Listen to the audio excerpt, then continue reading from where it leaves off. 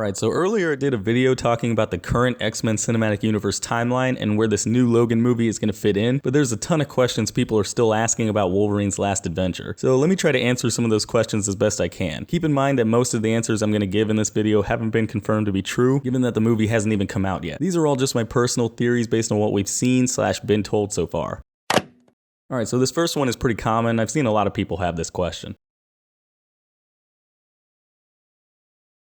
For those of you who either don't remember or haven't seen my last video, the future seen at the end of Days of Future Past takes place in the year 2023, and Logan is currently said to take place in 2024. Wait, what? Obviously, this movie can't take place a year after Days of Future Past. Just based off the looks of Wolverine and Xavier alone, it's obvious that a ton of extra time had to pass between the future we saw and the future we're in now. But seriously, there's a ton of stuff that this movie's gonna have to cover that I'll talk about more in a minute, and it's stuff that you really can't explain with just a year in between these two futures. Something else to keep in mind, the source for this 2024 year is apparently an IMDb post, and since anyone can post anything on there, I wouldn't really take it all that seriously. Next.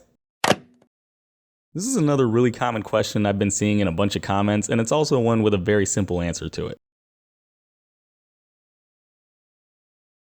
Alright, so in this movie, we see Wolverine's lifestyle finally catching up to him. He's scarred, his hands are shaking, so there's probably some nerve damage, and it's been said he's in constant chronic pain, requiring alcohol to numb him back to working order. But why? He's supposed to be practically invincible, right? Well, it's been said by the movie's director, James Mangold, that this is a look at Logan towards the end of his life. His powers are beginning to fade, and they're working differently than they did when he was a younger man. This allows him to scar and age to how he looks in the trailer. Now here's what Mangold said recently in an interview with Empire.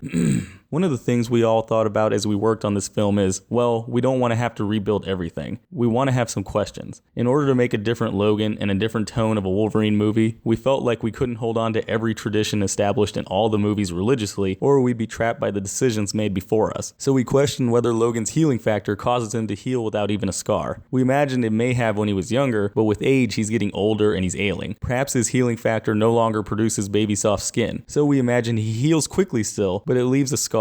The simple idea was that his body would start to get a little more ravaged with the kind of tattooing of past battles, lacerations that remain of previous conflicts. So long story short, Wolverine hasn't lost his healing per se, but he has lost the untouched look he normally would have after finishing a fight or as he ages. Next. So this one I really had to include because you know there's going to be a ton of people asking it soon. This is a potentially big problem with the plot of this movie. Where are Logan's teammates? There wouldn't be all that much conflict in this movie if Wolverine could just give somebody like Jean Grey a call and have all of the bad guys' minds destroyed. Especially with Professor X running around as feeble-minded as he apparently acts from time to time, you'd think the X-Men would want to keep a closer eye on their mentor. Even though we don't know for certain why the X-Men aren't still around, I have two theories for this one. The first is that we're going to end up seeing a version of the scene from Old Man Logan where Wolverine kills everyone in Xavier's mansion. It'd be a quick way of killing everyone off, and it'd provide Wolverine with an extra layer of purpose when it comes to taking care of X-23. Not to mention, it fit really well with Xavier asking Wolverine, "What have you done?" in the beginning of the trailer. What did you do? The problem with this one though is there'd have to be a great reason why this would be a thing. In the comics, the villain Mysterio caused Wolverine to hallucinate and think villains were swarming the X-Mansion, causing him to kill the X-Men and the students. Unless they have something similar happen in the movie to apparently the entire mutant population, this theory might be a little bit of a stretch. The second theory is that we're actually going to be seeing a version of the Legacy virus pop up in this movie. It may seem like a stretch, but hear me out here. In the comics, versions of the virus targeted indiscriminately, killing humans and mutants alike. If there was a version of the Legacy virus in the X-Men Cinematic Universe, then it'd make a lot of sense why the world seems more like a post-apocalyptic ruin in this movie than it did in Days of Future Past. There's also a version of the virus that kills its victims slowly, causing physical weakness, disrupting mutant abilities, and either causing its victims to lose control of their powers or for their powers to flare up in spurts. It's been said before that Xavier, on top of being physically frail and needing constant care from Wolverine and Caliban, won't have properly working powers in this movie. They'll flare up, be harder to control, and just won't work half the time. Sound familiar? It also makes a bit more sense out of his Alzheimer's, because I have a really hard time believing that one of the world's strongest minds is going to be hit with a disease like that just out of nowhere. So to sum it up, there's a couple ways of looking at where the mutants and specifically the X-Men have gone in this movie, but I'm thinking the Legacy virus is going to be the reason why they're all gone. Next. And finally, our last question for this video, and easily my favorite for reasons I'll bring up in my answer.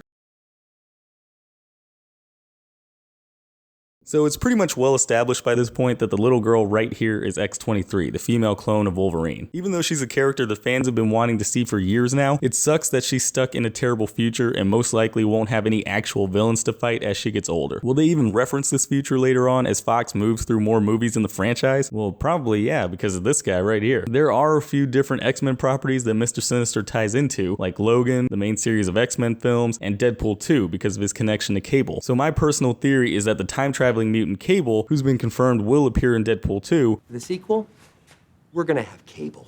Will either end up being from the future seen in Logan, or will need to visit this future for some reason or another. Deadpool 2 could feature Deadpool and Cable picking up X-23 and dropping her off in the past during the main X-Men movie set in 1993. Once you have a brand new timeline, you've got a new Wolverine to focus on in future X-Men films, and you won't need to explain why Wolverine himself never shows up in the main X-Men series anymore. So in summary, I think it's more than likely that we're going to end up seeing X-23 show up in the past, and I think it's because of Deadpool and Cable that we're going to see X-23 hanging out with the younger X-Men in the future of the franchise. Hey, thanks for watching. If you liked the video, be sure to click that like button, maybe leave me a comment while you're at it, and go ahead and click that subscribe button. Also, don't forget to check out any of my social media pages. I've got a Facebook, Twitter, Twitch, and Instagram. All those links are going to be in the description below. And I've also got my last video right there in the middle of your screen, so if you want to check that out, go ahead and click it, check it out. Alright, and I will see you all next time.